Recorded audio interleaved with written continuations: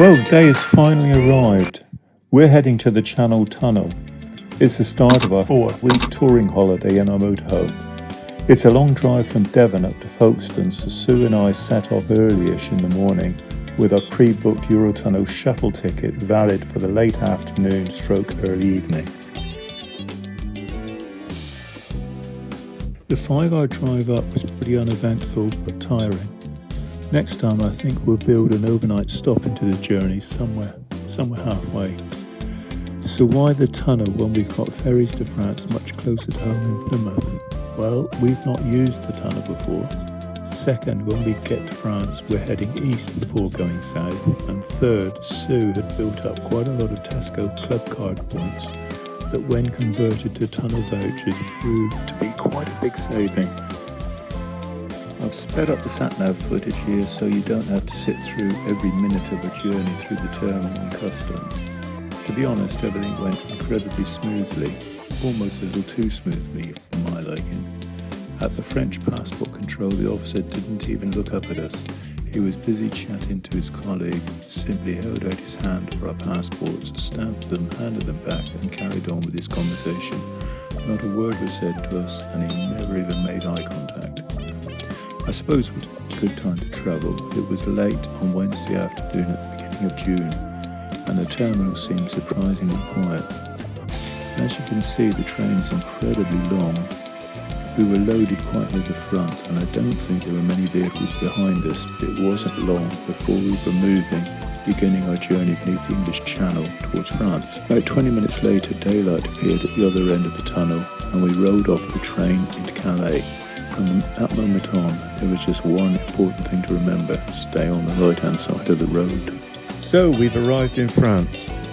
Our drive from the Channel Tunnel terminal in Calais to our first night stop was a short one. Just a couple of miles down the road, we arrived at Camping Air de Calais. It's a secured, gated and fenced motorhome park.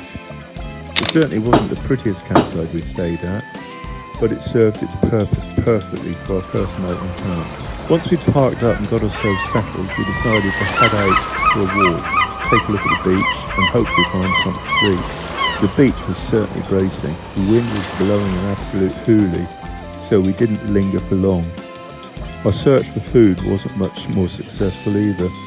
Everywhere seemed to be closed, so it was back to the motorhome to see what culinary delights were lurking in the cupboards.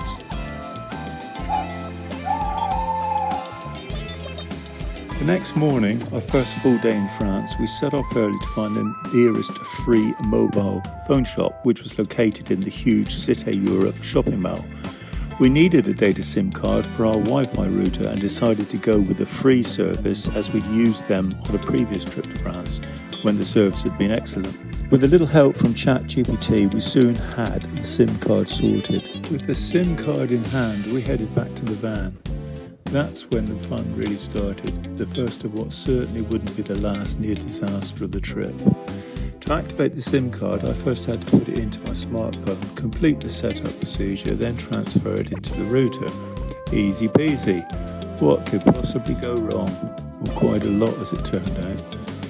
As I removed the SIM tray from my phone, my own SIM card sprang out, hit the floor, bounced beneath the driver's seat and disappeared through the tiniest gap in the flooring. Just like that, it was gone. What followed was a couple of hours of cursing, muttering and growing desperation. We tried a handheld vacuum cleaner, nothing. We poked around with thin strips of metal and plastic, still nothing. In the end, there was only one option left. I started dismantling parts of the driver's seat and lifting sections of the floor. Eventually, and very much to my relief, we found it. Just as I was putting everything back together, we suddenly heard shouting outside. Not my shouting this time, but far more aggressive. I stepped out of the van to see another English motorhome owner chasing away the same man we'd noticed earlier in the shopping mall. It turned out he'd been trying to break into the van while they were away. It certainly brought home the importance of being vigilant. So, a couple of hours later than planned, we finally left Calais and headed for Dunkirk. It wasn't far, but after the eventful start to the day, we were just glad to be back on the road. We were only meant to be passing through Dunkirk on our way to Bruges in Belgium, but I just couldn't be that close without stopping to take a look. Sue wasn't quite as keen on the idea as I was, but I'm really glad we did. We had a wander around the memorial and visited the museum, which brings home the scale of the evacuation and the extraordinary story of the little ships. It was only a short visit, but standing there in a place you've heard so much about made it feel very real. Leaving Dunkirk behind, we make our way to Bruges in Belgium for a quiet night, ready to explore the city in the morning.